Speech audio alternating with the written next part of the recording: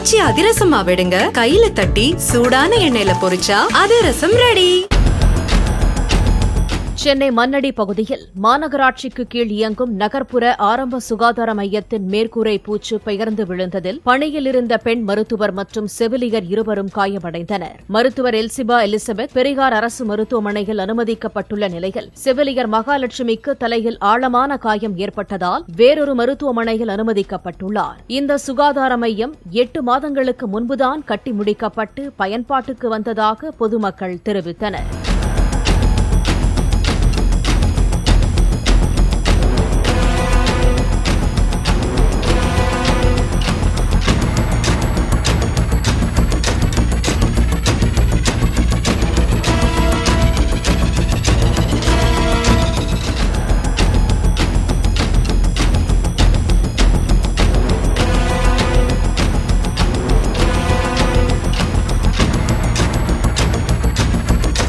ஆச்சி அதிரசமா விடுங்க, கையில தட்டி சூடான எண்ணெயில பொரிச்சா அதிரசம் ரெடி.